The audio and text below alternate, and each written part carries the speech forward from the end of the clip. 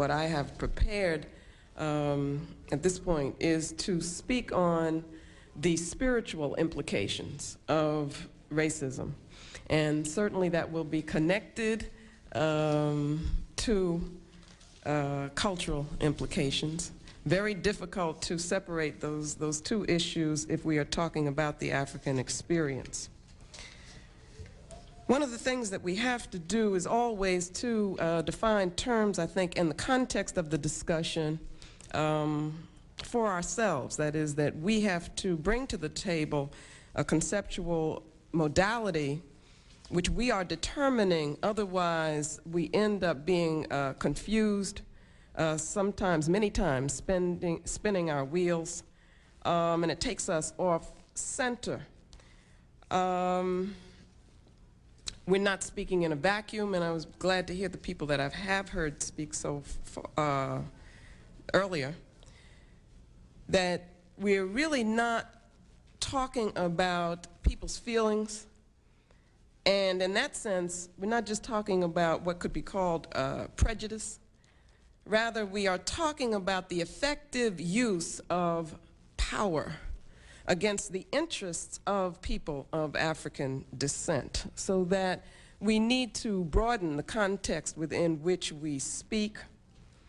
We are talking about the effects of oppression, of exploitation, control, and domination, and we're talking about the nature of power in the system of white supremacy, which has been pointed out, as has been pointed out by Dr. Frances Cress Welsing, is a global system, so that what we're talking about has global implications or dimensions. And Dr. Welsing was bold enough and honest enough to first define this phenomenon in African-centered terms. I think it's very important that we acknowledge her work, because she actually, she helped us to take control of the discourse, as have people like Edward Wilmot Blyden, who was writing way back in about the 1880s, Carter G. Woodson, 1933, and others, so that we've got a legacy that we've got to be aware of and certainly have to make our students aware of. We've got to constantly remind ourselves that we're not really talking about a phenomenon that can be defined in a limited academic sense, and so that our youth, our students, we must encourage to engage in a systematic study of this phenomenon, so that they can indeed help to generate conclusions which can be operationalized.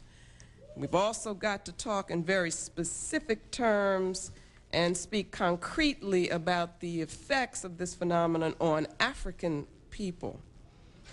We've got to be careful not to give our students the impression that by discussing abstract concepts on university campuses that they are adequately addressing the problem, because much more is required of us and of them.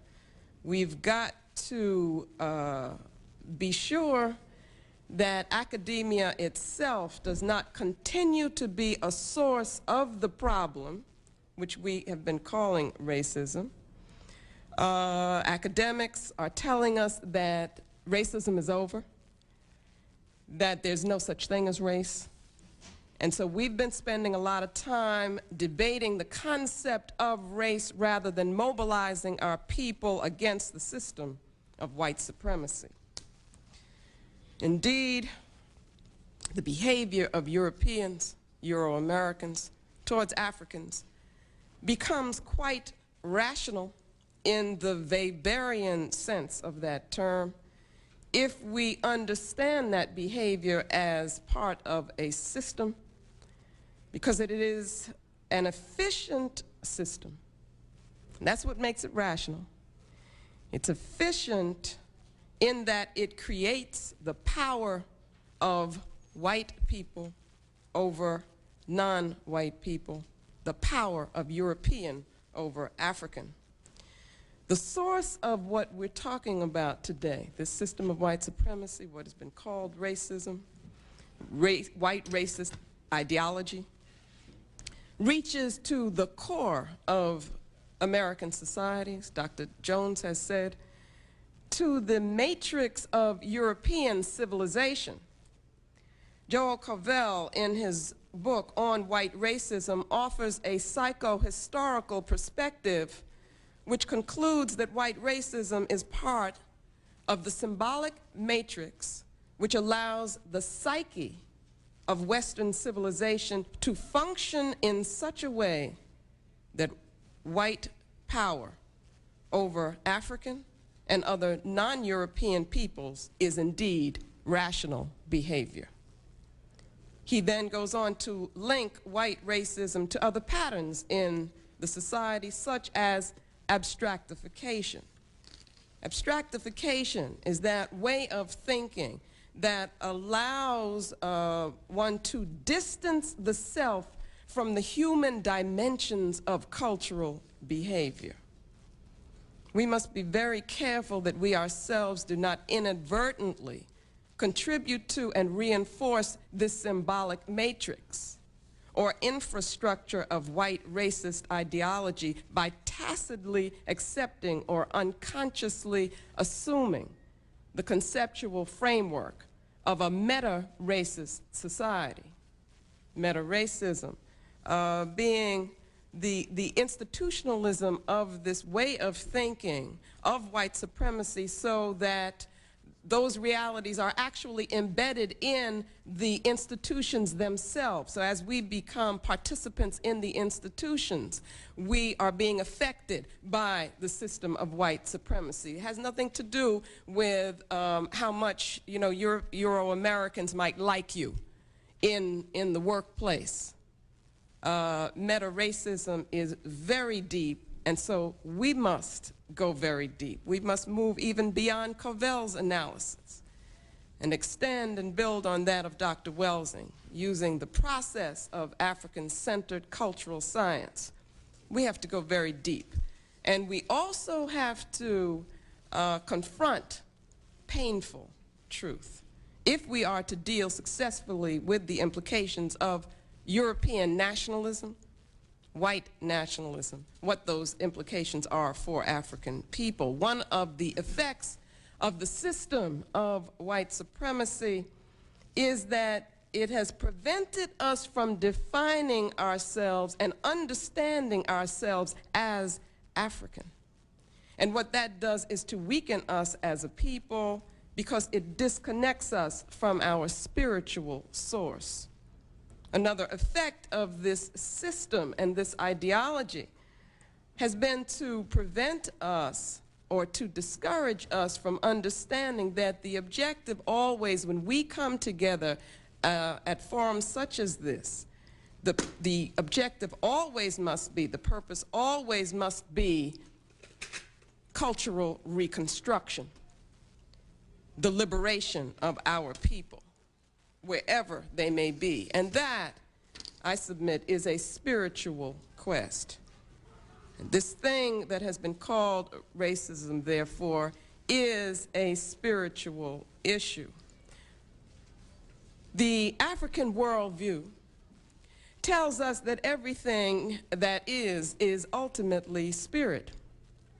It is either spirit or it does not exist. That which is material is a manifestation of spirit. So spirit is the fundamental reality. That's what the African worldview tells us. People like Dr. Kobe Cambone, who was originally supposed to be here today, has offered us, in his book, The African Personality in America, has offered us a conceptual framework, a terminology that helps us to use the African worldview as a basis for analyzing our goals, our situation, and helping us to find a way to get where we need to get as a people. What I want to do is to propose a paradigm and to use African terms in African languages. A paradigm which I'm hoping will help us to understand the spiritual implications of white racism, European nationalism, the system of white supremacy, and European world domination. And the benefit of this paradigm will be that it focuses on us and on the needs and goals of African people, as Dr. Jones has talked about. It can also help us to locate our center and to begin to understand how far away from that we are and what we need to do in order to get back to it. So then, if I can, to begin to talk in spiritual and cultural terms, what I have envisioned then is a cycle of natural development for African people, for African civilization. And we could begin with the concept of Ma'at, which is a Kemetic or ancient Egyptian term, concept meaning truth, justice, righteousness, balance, harmony, and reciprocity. Ma'at in this paradigm represents for us spiritual wholeness. It is the context for African health, the origin, the source, the womb, the order which gives birth then to the African Asili. Asili being a concept which I have introduced in the book, Urugu. And in that conceptual model, Asili refers to the cultural seed which functions sort of like cultural DNA, we could call it. This is the origin of the life process for African people. From an African frame of reference, Ma'at is the foundation. It is the spiritual principle of our becoming, the birth of African civilization. So we have Ma'at, the African Asili, African civilization. These are life-giving for us. They are natural for us, the natural context.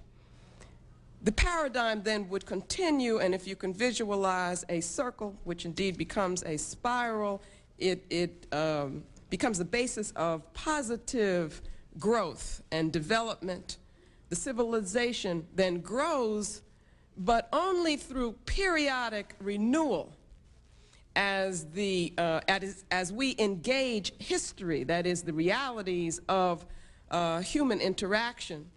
What happens is then that we see the potential for contradiction, conflict, even corruption, egotism, and so forth. These are realities, and what they necessitate is for periodic cleansing. And we see that periodic cleansing take place in nature if we observe. And so this periodic cleansing becomes a time for reevaluation, reconsideration, even redefinition. And I would say that that's where we're at right now. That this is a period of renewal. And this is how the civilization is kept healthy in its natural context. It is a way in which we have of reaffirming the vision. According to this paradigm which I'm proposing then, this process of renewal is Sankofa, which is an Akan term.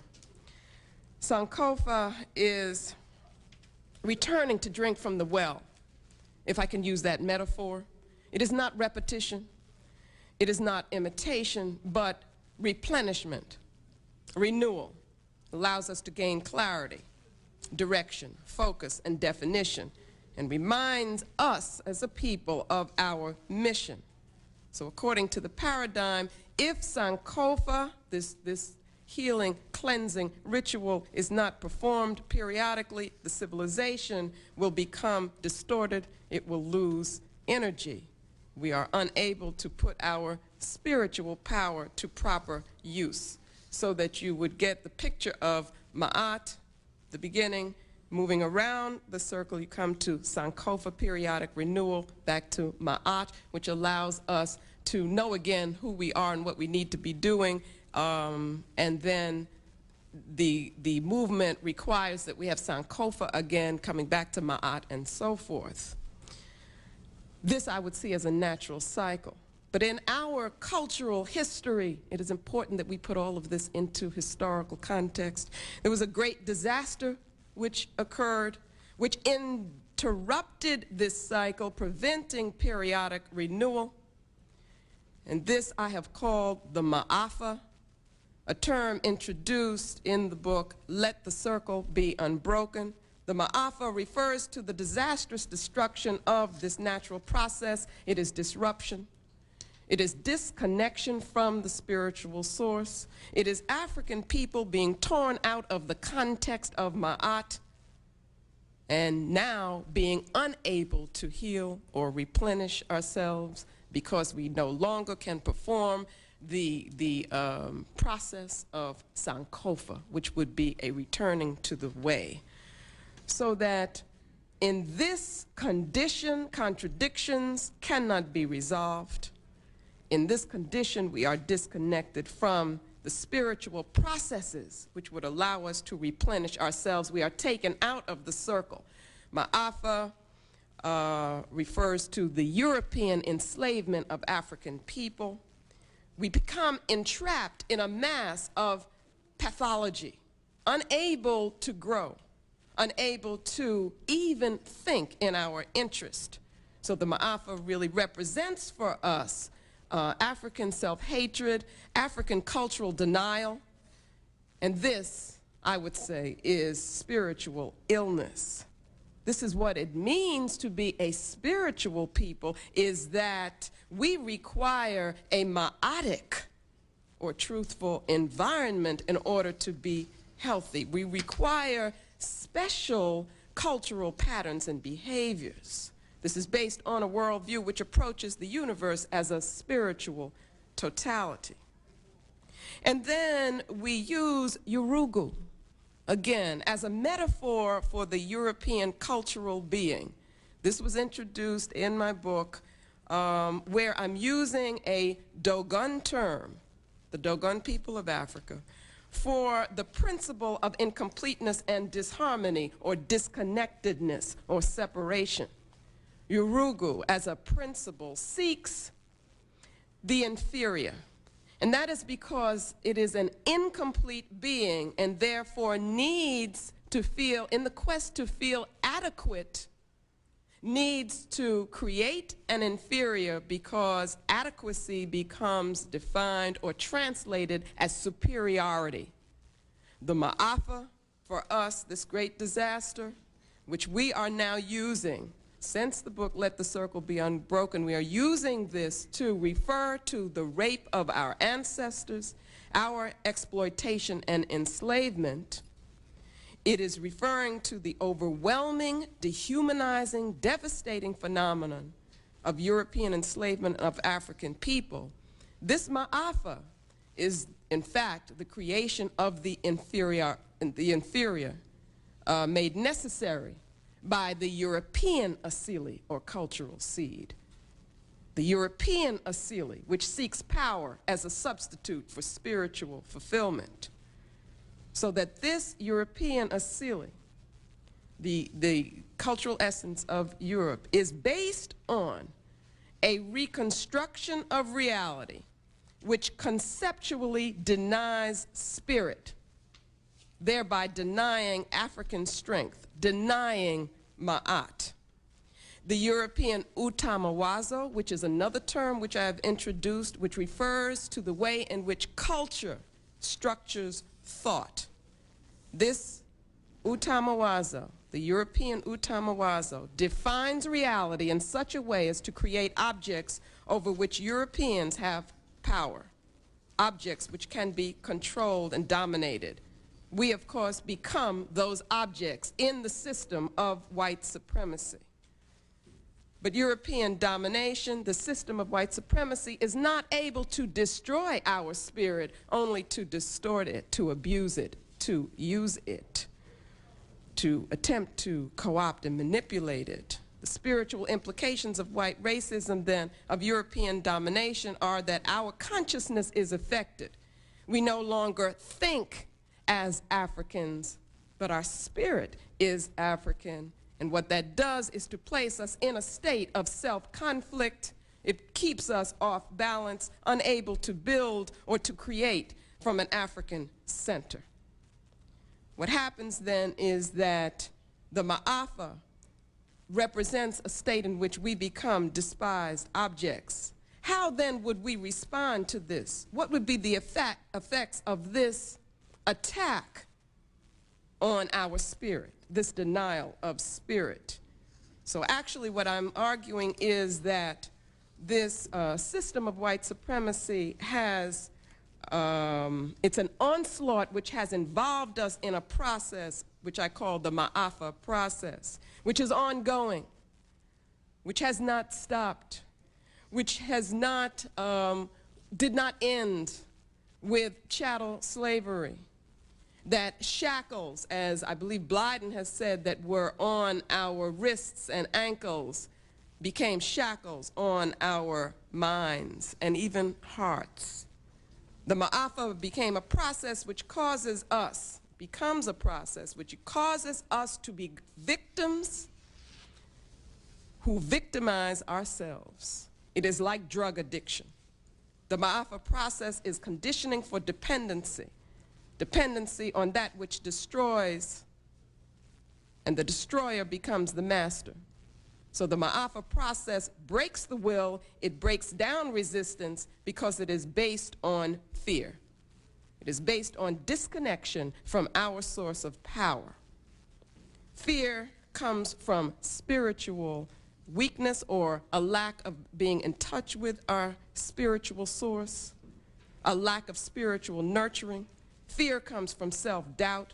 Fear for a people comes from lack of connectedness with their cultural origins, a lack of self-knowledge. And this results in a lack of confidence, that is, in a cultural sense. All of these things represent the impoverishment of national consciousness of African people, and all of them are the result of the Ma'afa, the effect of white supremacy. These are spiritual issues. We have to understand them as such.